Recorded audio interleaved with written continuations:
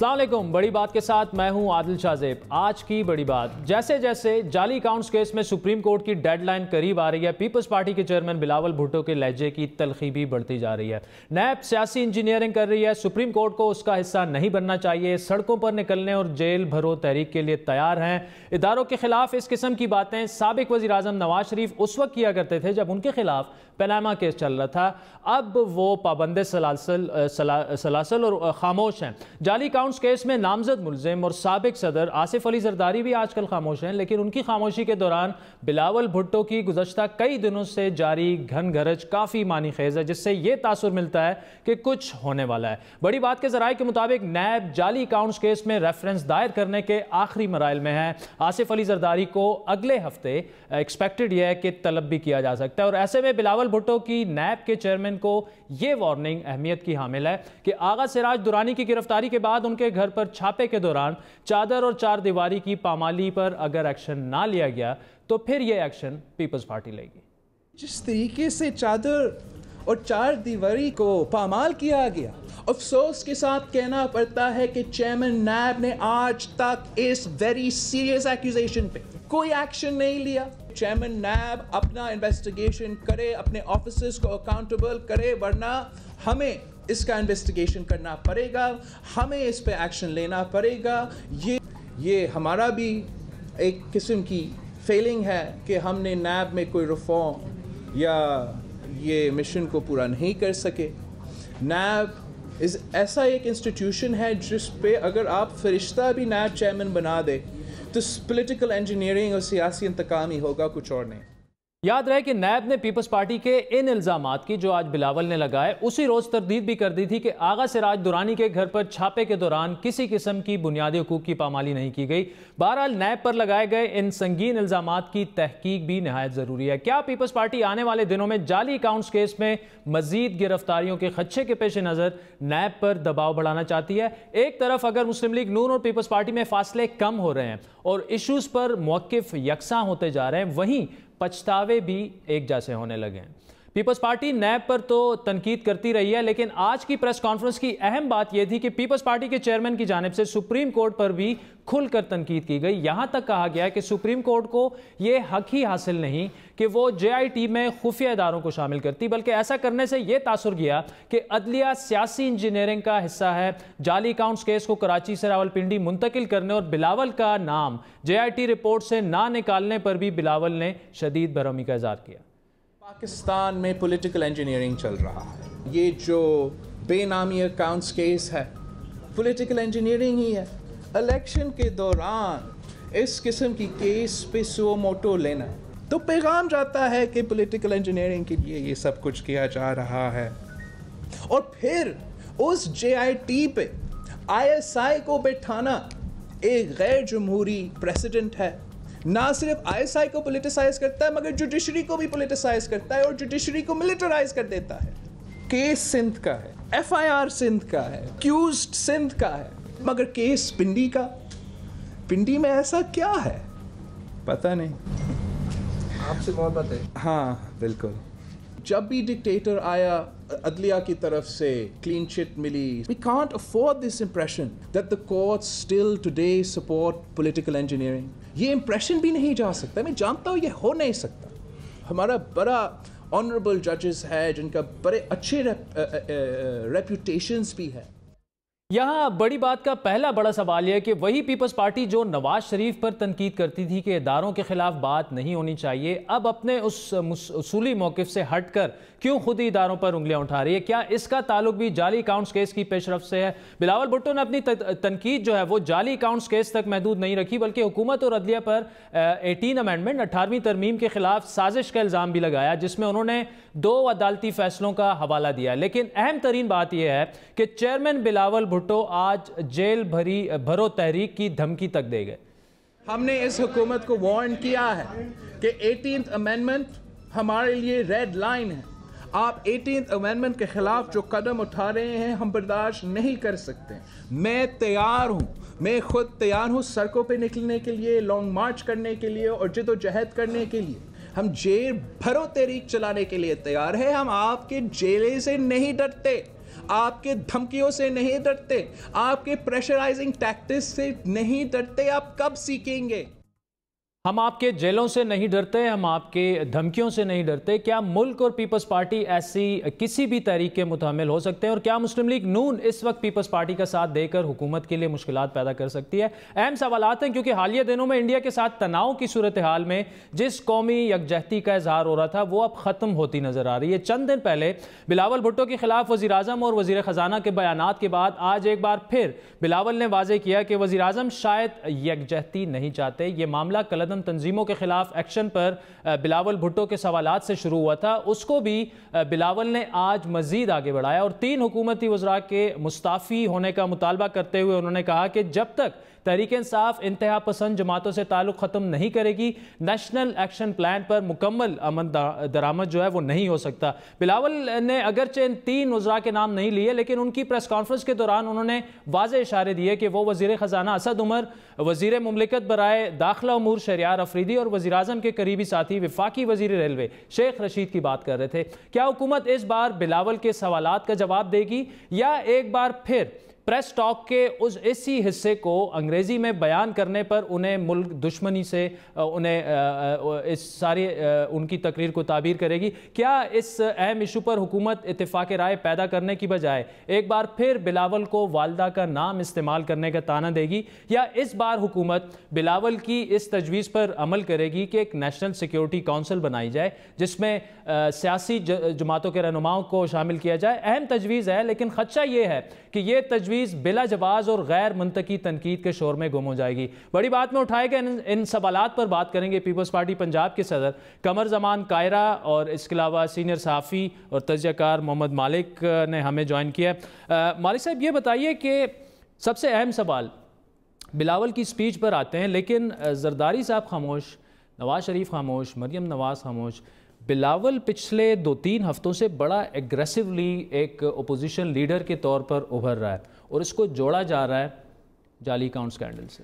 میرا خیال ہے پہلے تو آپ قاہرہ صاحب سے لے لیں, ویو تو زیادہ بہتر ہے, لیکن میرا خیال ہے یہ بہت بڑا بیگیج ڈالا جا رہا ہے بلاول پہ. بلاول کی ایک بڑی سٹرینتھ تھی, جب بلاول آئے تو بڑی fresh breath of fresh air آئے, اور پنجاب میں بھی آپ کو یاد ہے اب شروع میں نے اپنی کیمپین شروع کی تو بڑا پازیٹیو رسپانس آیا, اور پیپلز پارٹی میں ایک نئی جان سی لگی. یہ بلاول کا ایک پرسیپشن تھا کہ ان کا کسی بھی ماضی کی کوئی فائنینشیل ٹرانزیکشن سے, جہاں زرداری صاحب پہ کبھی 10% کا الزام لگا, دوسرے لگے, اور ایک پرسیپشن ہے اب انور مجید صاحب کی ٹولی جو سی ہے ساری, یہ لوگ ہول ہسٹری, تو یہ کلین آدمی تھے اس طرح. آئی تھنک جو سب سے بڑا ڈس ایڈوانٹیج آنے والے دنوں میں نقصان ہوگا کہ بلاول اب ان تمام چیزوں سے اپنے آپ کو ڈائریکٹلی اٹیچ کر لیا ہے جن کا کل تک ان سے تعلق نہیں تھا. اب وہ آج اسپیکر نیشنل اپنے سندھ اسمبلی کی طرف بھی گئے, ان کے بھی یہ چیزیں نکلی ہوئی آغا صاحب دورانی کی, جو ان کے گھر سے ایسٹس اور بیونڈ مینز کی چیزیں نکل رہی ہیں, سب کچھ ہو رہا ہے.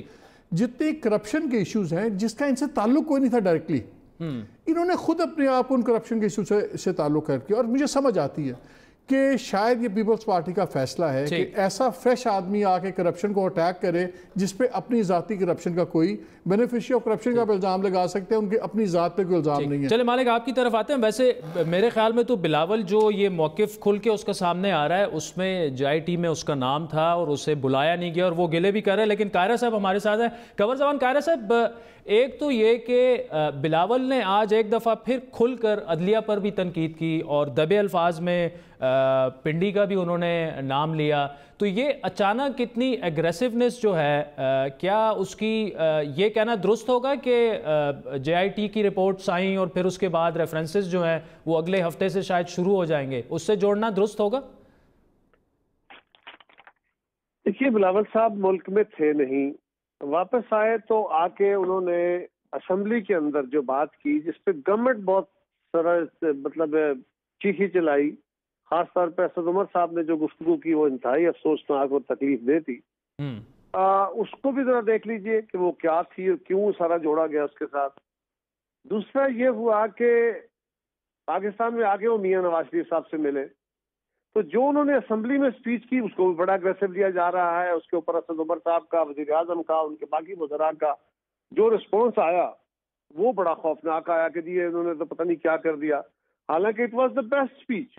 بیسٹ اسپیچ کوئی ایک مقرر جو کر سکتا ہے on the floor of the house میرے خیال میں، کہ اس میں انہوں نے کشمیر کا، اس میں انہوں نے ہندوستان کا، مودی کا، ایکسٹریمزم کا پورا، اور اپنی فورسز کے ساتھ سپورٹ کا، جو پاکستان کے ایشوز آئیڈینٹیفائی اس میں ان کو سپورٹ کیا، جو ایشوز آئیڈینٹیفائی کیے وہ بیسٹ وہی ایشوز ہیں جو ہم سارے بھی، آپ بھی کرتے ہیں، ہم بھی کرتے ہیں۔ اچھا قاہرہ صاحب، ایک چیز جو آپ اسد عمر کی سپیچ کی بات کر رہے ہیں، اس کے بعد وزیر اعظم صاحب نے جو سندھ میں سپیچ کی، میں نے اس پہ سیگمنٹس بھی کیا اور ہم جیسے لوگوں نے ان کو کنڈیم بھی کیا، لیکن ان کا جو پوائنٹ آف اسپیشلی اگر ایک بندہ انگلش میں بات کر رہا ہے اس میں بھی کوئی کبات نہیں ہونی چاہیے، اور اگر وہ اپنی والدہ کا نام استعمال کر رہا ہے اس میں بھی بالکل کبات نہیں ہونی چاہیے، لیکن ان کا جو ایک پوائنٹ آف ویو ہے کہ ایک ایسے وقت میں جب FATF کے معاملات ہیں، مسعود اظہر کے خلاف جو پروپوزل ہے، آج سے اس کی وہ ہیئرنگ شروع ہو رہی ہے سیکیورٹی کونسل میں، تو وہ صرف سپیچ کا یہ حصہ 2-3 سینٹنسز جو ہیں وہ انگلش میں، تو وہ انٹرنیشنل آڈینسز کو ایڈریس کر رہے تھے۔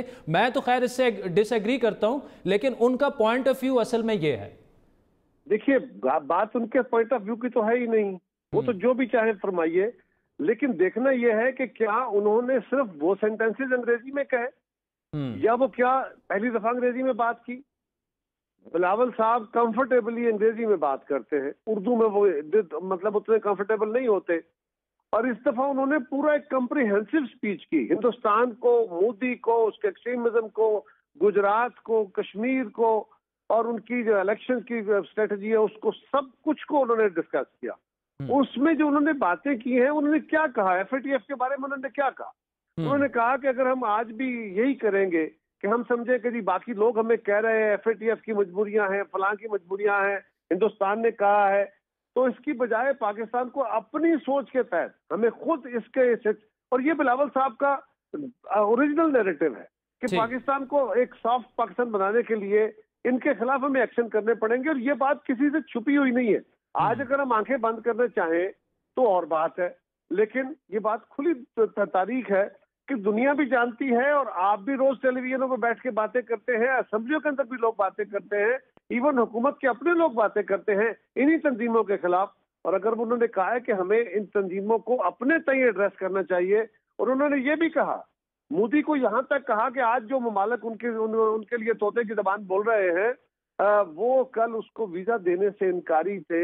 ٹھیک ہے، نہیں ویسے قاہرہ صاحب دیکھیں، ایکسٹریمزم پر پیپلز پارٹی کا ایک سٹانس جو ہے وہ تو بڑا کلیئر کٹ اور کلیئر ہیڈڈ سٹانس ہے۔ مالک صاحب، جو قاہرہ صاحب بات کر رہے ہیں، ان کا جو PTI کا اپنا ایک سٹانس ہے کہ جی انگلش میں انہوں نے کہا، اس کے کوئی انٹرنیشنل وہ ان کا تھا میسج، اس پر اگر آپ تھوڑا سا بریف کمنٹ کریں، اور پھر ساتھ میں یہ بتائیں کہ بلاول جو یہ کہہ رہے ہیں کہ جی جیل بھرو تحریک کا ہم آغاز کر دیں گے، اور کیا وہ پاسبل زیادہ ایمبیشسلی وہ نہیں؟ جہاں تک تو ایکسٹریمزم پہ تعلق ہے تو اس پہ تو پیپلز پارٹی کا سٹانس اور رول ہمیشہ سے بڑا زبردست کمینڈیبل رول رہا ہے، اس پہ تو کوئی دو رائے ہے نہیں، لیکن میرا خیال ہے کچھ کنفیوژن ہے اس ٹائم پہ۔ دیکھیے ابھی جو بھی ہے، ابھی گورنمنٹ نے بین بھی کیے ہوئے تھے، بین کیے، آپ نے ان کے ایسٹس اوورٹیک بھی کیے، مدرسے، ان کے جو ہاسپٹل چیزیں ان کو ٹیک اوور بھی کیا پنجاب گورنمنٹ نے، اور گرفتاریاں بھی ہوئی ہیں، ہاؤس اریسٹ بھی ہوئے ہیں، تو ایک موومنٹ صحیح ڈائریکشن میں ہوئی ہے۔ میرا خیال ہے کہ اس ٹائم پہ بلاول اس چیز کو تھوڑا سا اوائڈ کر سکتے تھے کہ یہ تاثر تقویت ان کی بات سے جاتی ہے جیسے اس پہ کچھ نہیں ہو رہا، صرف آپٹکس ہو رہے ہیں۔ میرا خیال ہے آپٹکس سے بہت زیادہ چیز آگے گئی ہے۔ میں تو ہمیشہ سے اس پہ، میرے تو گھر پہ فائرنگ بھی تھی ایک دفعہ، میرا تو اس پہ بڑا کلیئر سٹانس ہے کہ اٹس زیرو ٹالرنس، جب تک نہیں ہوگی حالات ٹھیک نہیں ہوں گے۔ بٹ ہیونگ سیڈ دیٹ، پھر ہم نے دیکھا جب بلاول کی وہ اسپیچ تھی نیشنل اسمبلی میں، اس کو انڈین میڈیا میں کس طرح ٹوسٹ کیا گیا، اور وہ ہونا تھا، یہ نہیں کہ بلاول ایک غلط بات تھی۔ اس ٹائم پہ آئی تھنک اس کو ایک دوسرے طریقے سے پیرائے میں بات کی جا سکتی تھی، اور ایک بات ہمیں یاد ہونی چاہیے کہ ڈی ایسکیلیشن بہرحال ہو گئی ہے، لیکن ہمارا ڈس انگیجمنٹ نہیں ہوئی۔ آج بھی انڈین ٹیلی ویژن لگا رہے تھے چیخیں مار مار کے، 2 جہاز پاکستانی سپاٹ کیے گئے، یہ کیا گیا، اور any thing can happen any time, اور گورنمنٹ کو ایک خطرہ ہے کہ اگر بارڈر انکرجن نہ ہوئی تو یہ India state sponsored act of terrorism Pakistan میں نہ ہو، کہیں پہ لاشیں گرائیں اور یہ کریں، تو ابھی تک ہم حالت جنگ سے نکلے نہیں ہیں۔ تو ہمیں ہماری لیڈرشپ کو اس وقت اوائڈ کرنا چاہیے کوئی ایسی سٹیٹمنٹ جو انٹرنیشنلی چاہے بھارت ہو یا کوئی اور ہو وہ اس کو مس انٹرپریٹ کرے یا ٹویسٹ کرے. یہ ٹھیک. اب آگے بات دوسری جیل بھرو تحریک کی، اور جیل بھرے تو مجھے ایک مسئلہ خیز بات لگتی ہے. جیلیں کہاں بھریں گے؟ نمبرز ان کے پاس سندھ میں ہیں. پنجاب میں جو نمبرز ہیں وہ تو الیکشنز میں نظر آ گئے ہیں، لوکل باڈیز میں نظر آ گئے ہیں، یہ 13 میں بھی اور الیکشن میں بھی. آپ کو یاد ہے دسمبر میں جب انہوں نے ایک پبلک رابطہ مہم شروع کی تھی بلاول نے، جی، تو وہ بھی ایک دم پھر انہوں نے چھوڑ دی. خیر اس کے ریزنز اور بھی تھے، لیکن اگر یہ سندھ میں جہاں ان کے پاس تعداد ہیں جہاں یہ سڑکیں بھر سکتے ہیں، وہاں پہ کیسے جیلیں بھریں گے؟ خود ہی گورنمنٹ میں ہیں، خود ہی کیا کریں گے؟ پنجاب میں تو سیدھی سی بات ہے نمبرز ہیں ہی نہیں. Peoples Party does not have the no. میرا خیال ہے کوئی ایسی دھمکی دینی نہیں چاہیے جس کو آپ ڈیلیور، جس پہ آپ نہ کر سکیں. اور اس پہ اس لیے ٹانٹنگ میں جواب آ بھی گیا فواد چودھری کا. میرا خیال ہے کہ پیپلز پارٹی میں اس وقت کیپیسٹی نہیں ہے. اور جیلیں کس بات پہ بھریں گے کہ کرپشن کا ٹرائل کیوں ہو رہا ہے، ایلیگیشن کیوں ہے، ہم کیوں ہمارے پہ الزامات ہیں. یہی آپ نے اپنے بیانیے میں ابتدائیے میں کہا تھا، یہ میاں صاحب کو ہم نے بہت ہائی ریٹرک دیکھا تھا. اور وہ تو جی ٹی روڈ پہ وہ تو پھر پنجاب میں تھے، اپنے علاقے میں تھے، تو ان کا بھی فزل آؤٹ ہو گیا. آئی ڈونٹ تھنک کہ یہ کسی میں کیپیسٹی ہے. میں اس کو سوائے ایک جذباتی بیان سے زیادہ میں اس کو زیادہ سیریسلی نہیں لیتا، کیونکہ میرا خیال ہے انٹینشن بھی نہیں ہے اور اس سے زیادہ امپورٹنٹ بات ہے کیپیسٹی بھی نہیں. ٹھیک. کارا صاحب اگر آپ مالک صاحب کو پہلے تو رسپونڈ کر دیں، اس کے بعد میں آپ سے اپنا سوال کروں گا. آپ کا سوال لیتا ہوں. دیکھیے مالک صاحب، گزارش یہ ہے، آپ جرنلسٹ ہیں، بہت بہتر جانتے ہیں بلاول صاحب کا اوریجنل نیریٹو کیا تھا اور کسی سوال کے جواب میں انہوں نے کیا کہا. یہ جو بات انہوں نے کہی ہے ایک سوال کے جواب میں کہی، میرا خیال ہے کہ اس کو ایڈریس کرنے کے لیے زیادہ بہتر ہوگا کہ اگر ہم اس سوال کو بھی سامنے رکھ لیں جو کسی جرنلسٹ نے کیا، جس کے جواب میں انہوں نے کہا کہ ہم یہ بھی کر سکتے ہیں، ہم یہ بھی کر سکتے ہیں، ہم یہ بھی کر سکتے ہیں. یہ نہیں کہا کہ ہم کرنے جا رہے ہیں. اوریجنلی ایک ہوتا ہے نا میرا اپنا نیریٹو کہ میں یہ کرنے صحیح، بالکل صحیح. ایک ہے کہ میں یہاں تک جا سکتا ہوں.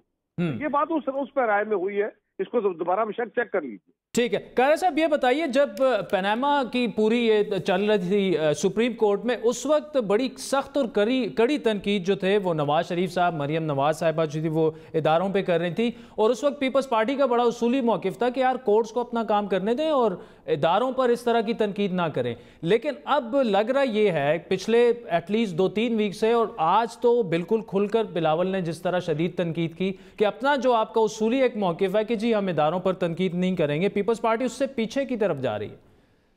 دیکھیے اداروں پہ تنقید کی بات تو پیپلز پارٹی کا خاصا رہی ہے. تنقید سے مراد یہ ہے کہ اصلاحی تنقید. مثلا ہماری فوج پہ بڑی تنقید رہی بڑا عرصہ، آج بھی ہے کہ ایجنسیز پہ کہ جناب آپ کو اپنا آئینی رول ادا کرنا چاہیے. ہماری سپریم کورٹ پہ بڑی، عدلیہ پہ بڑی تنقید رہی، آج بھی ہے کہ جناب آپ کو بھی اپنے جو کانسٹیٹیوشنل رول ہے اس کے اندر رہنا چاہیے. بہت سارے ایشوز آپ عدلیہ کہیں جو ٹھیک نہیں ہیں ہماری نظر میں بھی، باقی لوگوں کی نظر میں بھی.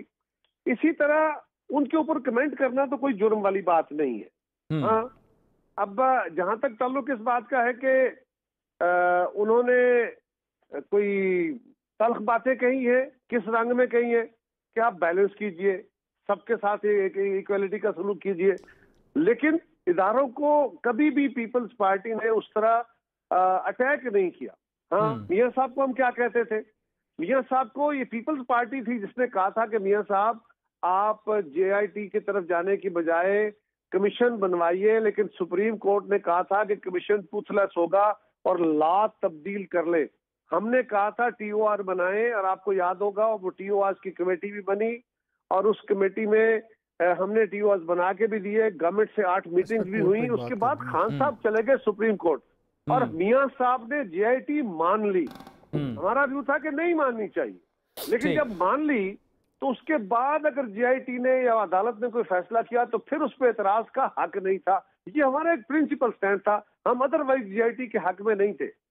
ٹھیک مالک صاحب آپ پہلے تو فیکٹس کر لیں. جب سپریم کورٹ میں معاملہ گیا، سپریم کورٹ نے پہلے بلایا چیئرمین نیب کو چودھری قمر کو اور ان کو کہا کہ آپ انویسٹیگیشنز کھولیں. ہی فلیٹلی ریفیوزڈ. پھر اس کے بعد ان لوگوں نے، میاں صاحب کے وکلاء نے ان کے کہنے پہ بات بنی. پہلے کمیشن کی بات ہوئی، اس پہ دوسروں نے اعتراض کیا، ان کے کہنے پہ جے آئی ٹی بنی. اس میں کورٹ کی انٹرونشن نہیں تھی جو آج تاثر دیا جا رہا ہے کہ کورٹس انٹروین کر رہی تھی.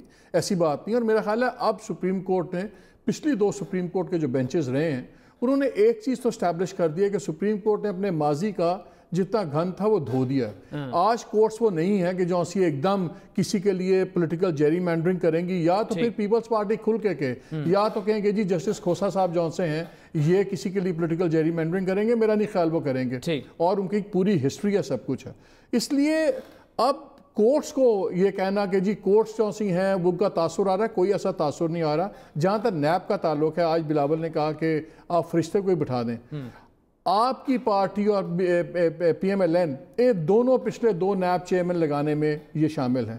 10 سال ان کے پاس گورنمنٹ تھی, 10 سالوں میں یہ نیب لاز بدل لیتے. آج اپنی غلطیاں تسلیم بھی کر رہے ہیں. جب میاں صاحب رگڑے میں آئے ان کو کالا قانون یاد آ گیا, اب ان کے دن برے آ رہے ہیں, پرابلمز آ رہی ہیں, ان کو وہ کالا قانون لگتا ہے. بات یہ ہے کہ جب آپ پاور میں ہوتے ہیں تب آپ نے چھیڑا نہیں ہے. تو اس لیے سیریس سوال اٹھتے ہیں کہ آج نیب کیوں برا ہو گیا, کیونکہ جب قمر زمان تھے انہوں نے کسی خلاف کوئی ایکشن نہیں لیا تھا, وہ اچھا چیئرمین نیب تھا.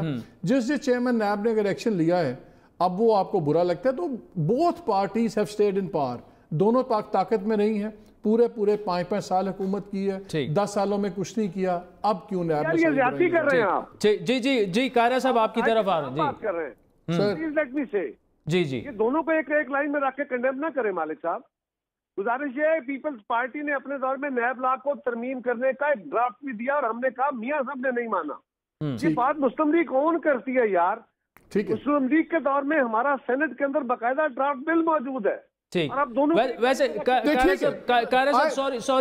اس بات پہ اسٹینڈ کریکٹڈ, اس بات پہ اسٹینڈ کریکٹڈ کہ آپ نے کوشش کی تھی, اسٹینڈ کریکٹڈ ہوگا. اچھا قائرہ صاحب اس میں یہ ہے, سپریم کورٹ کے اوپر ہم اٹیک نہیں کر رہے. سپریم کورٹ کو ہم نے میں کیا کہہ رہا ہوں کہ سپریم کورٹ میں میاں صاحب نے خط لکھا کمیشن بنانے کے لیے, اس کے جواب میں چیف جسٹس صاحب نے واپسی خط لکھا کہ موجودہ قانون کے تحت کمیشن ٹوتھ لیس کمیشن ہوگا.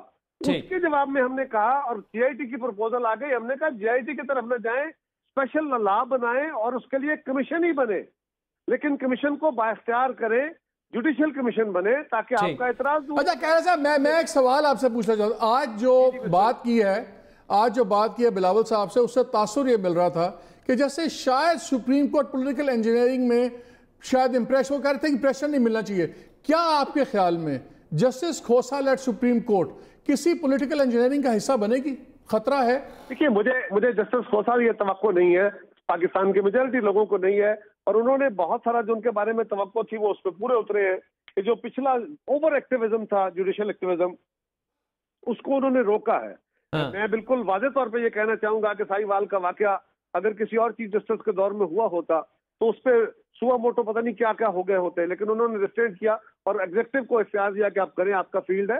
یہ بات بالکل درست ہے, لیکن کورٹس کا ٹوٹلی ایک دم سارا کچھ بدل گیا ہے اور ماحول تبدیل ہو گئے ہیں. مالک صاحب you know it very well کہ آج بھی مسلم لیگ کے لیے خاص طور پہ ایک تاثر موجود ہے, اور بہت ساری باتیں شاید ابھی نہیں کہنی چاہیے, مجھے کہنے میں شاید ہیزیٹیشن کسی دن نہ ہو, لیکن یہ بات بھی درست ہے کہ بہرحال بہت سارے دباؤ پریشر سائڈوں سے ہوتے بھی ہیں. میں یہ نہیں کہہ رہا, میرے چیئرمین نے یہ نہیں کہا کہ فیوریٹزم ہے, لیکن دوسرا میں آپ سے کہوں گا کہ جب بھی آپ کسی چیز کو سوال کی صورت میں لے کے اس پہ کمنٹ کر رہے ہو نا, تو یہ ضرور دیکھیے کہ کیا انہوں نے اپنے اوریجنل تھیم میں کہا یا کسی سوال کے جواب میں. وہ ٹھیک ہے, وہ بات ٹھیک ہے, وہ بات بالکل ٹھیک ہے. چلیں ٹھیک ہے جی سوال کو ایڈریس کرنا ہوتا ہے. ٹھیک ہے قائرہ صاحب یہ بڑی انٹرسٹنگ ڈیبیٹ ہے, اور میں آپ کو اور مالک کو ہم hopefully within a day or two ایک دوسرا سیگمنٹ بھی کر لیں گے. Thank you so much for joining us. تھوڑی سی ہمارے پاس مالک ایک دوسرے ٹاپک کی طرف آتے ہیں, پھر مجھے بریک کی طرف بھی جانا ہے.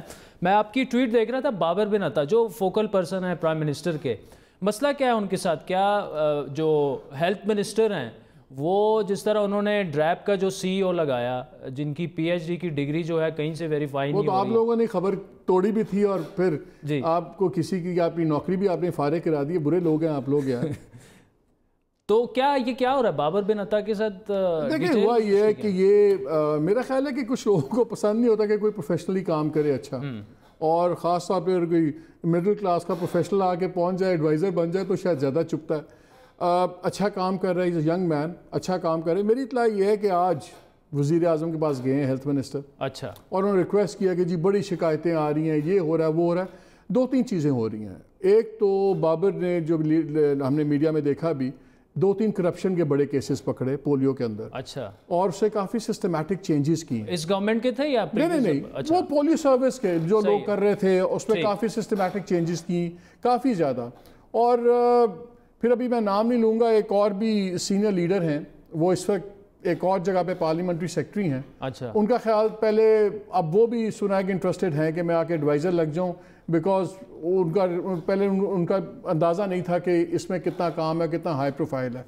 بات یہ ہے کہ یہ جو کانسیپٹ ہے نا, ٹرینڈ ہے یہ کہ پروفیشنلز کو ہٹا دو اور صرف پولیٹیکلی آپ لوگوں کو نوازنے کی کریں. میرا خیال ہے کیانی صاحب کے پاس بہت بڑا اپنا پلیٹ ہے, جو پہلے اس کو بھر لیں, اپنے ان چیزوں کو ٹھیک کریں. ہیلتھ میں بہت چیزیں ابھی ڈیزائربل ہیں, بجائے اس کے کہ ایک چوتھی جگہ بھی وہ جانا چاہ رہے ہیں. اور پرائم منسٹر کو یہ تاثر دیا گیا ہے میری اطلاع کے مطابق, جیسے کہ جی شاید ڈونرز ناراض ہیں اور جی کام نہیں ہو رہا. بات یہ ہے, ہم نے پہلی بار ہی دیکھا ہے کہ پروگرام فلی طور پہ الائیو اور ایکٹیو نظر آ رہا ہے اور جینوئنلی چینجز اس میں ہو رہی ہیں. آئی ہوپ کہ پرائم منسٹر خود فیصلہ کریں گے اور یہ سنی سنائی پہ نہیں چلیں گے. جی, اور ڈریپ کے چیئرمین کی ڈگری جو بھی اگلا آئے تو وہ بھی چیک کریں گے. Malik, thank you so much for joining us. ناظرین, وقت ہو چاہتا ہے ایک بریک کا, جس کے بعد بات کریں گے اقوام متحدہ میں جیش محمد کے خلاف تجویز کے مستقبل کی. ہمیں جوائن کریں گے اقوام متحدہ میں سابق مستقل مندوب پاکستان کے منیر اکرم صاحب US سے ہمارے ساتھ رہی.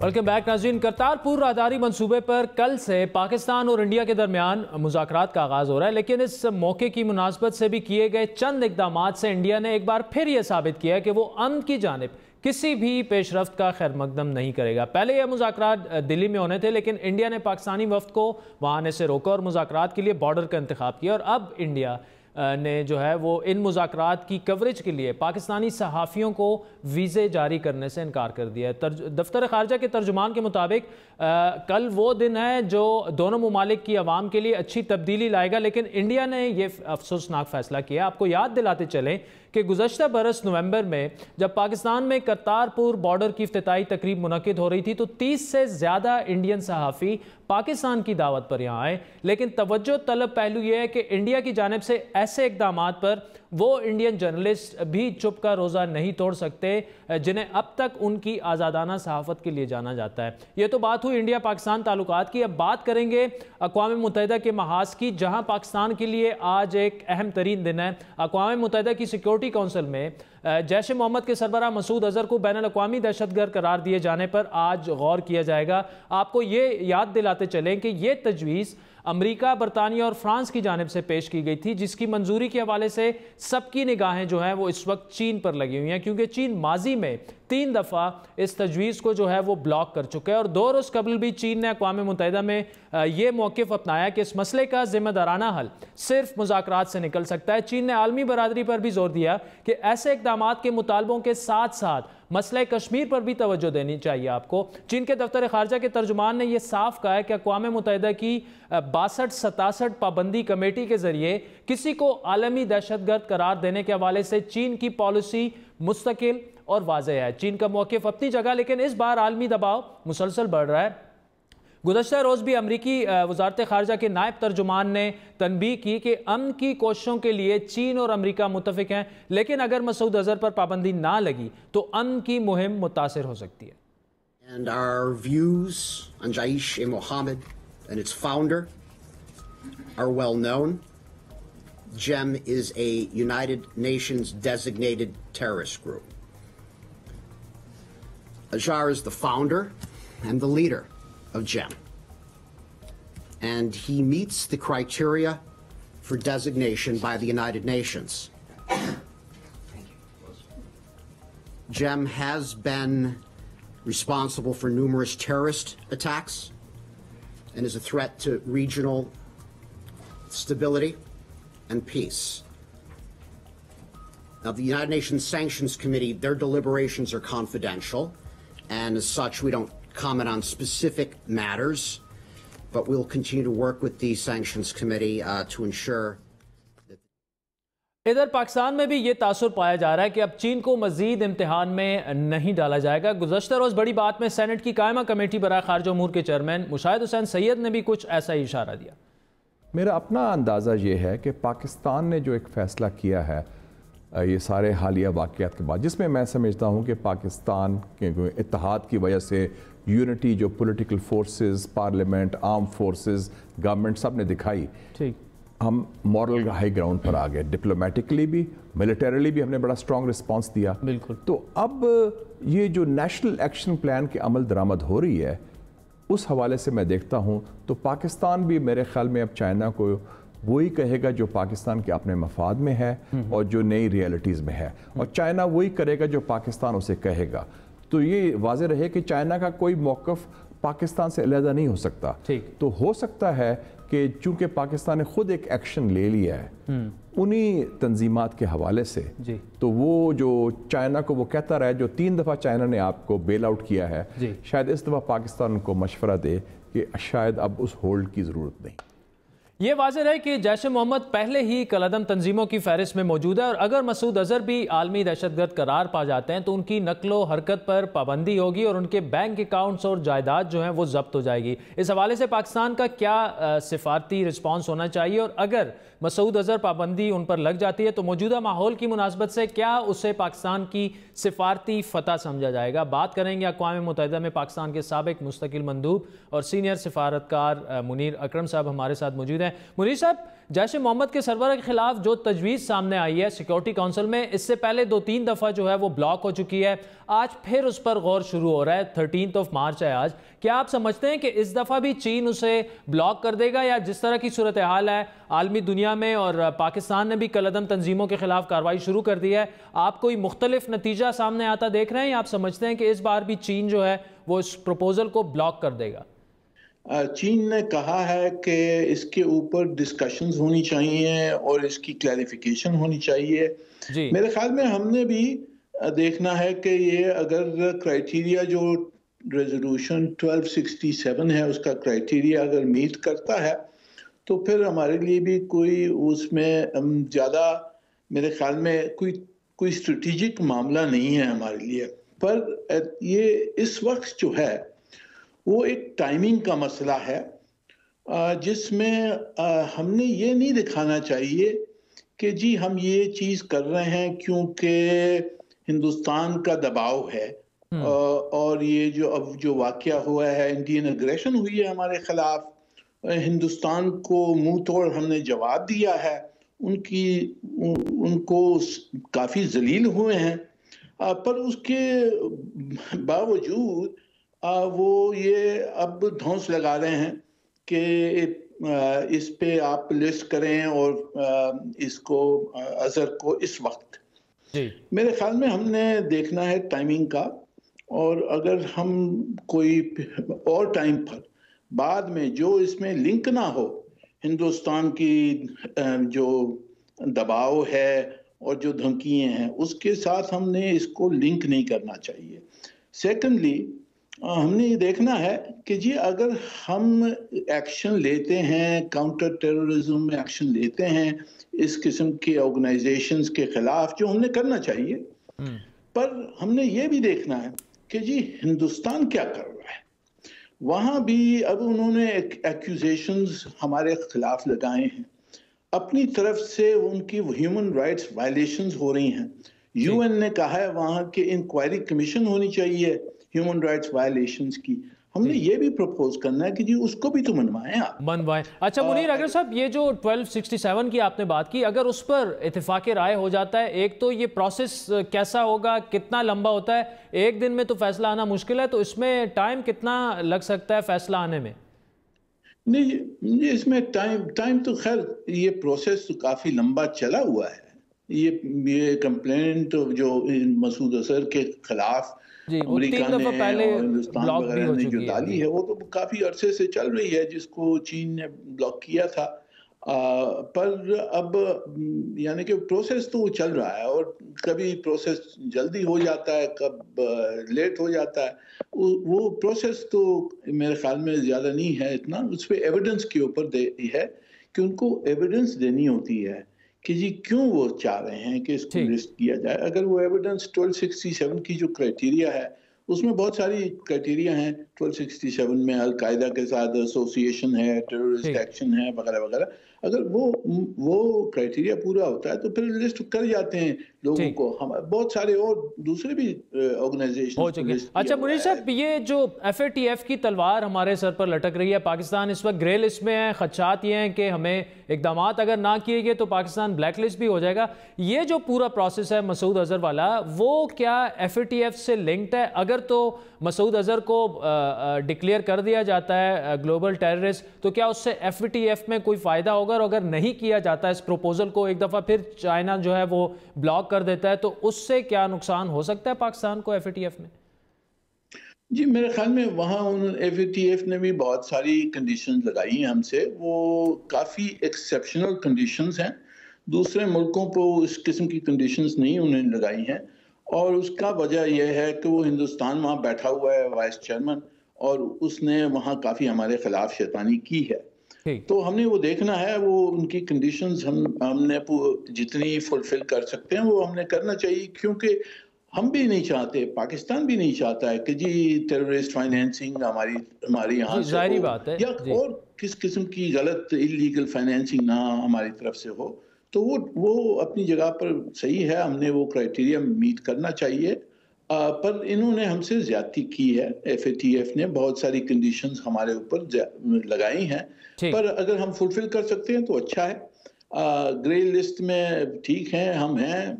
میرے خیال میں بلیک لسٹ پہ ہمیں لے آنا کافی مشکل ہوگا ان کے لیے. مشکل ہوگا. چلے منیر اکرم صاحب, thank you so much for joining us. ناظرین, وقت ہوا چاہتا ہے ایک بریک کا, جس کے بعد بات کریں گے کہ پارٹی سے وفاداری بدلنا کراچی کے ڈپٹی میئر کو کیسے لے ڈوبی. ہمارے ساتھ رہیے.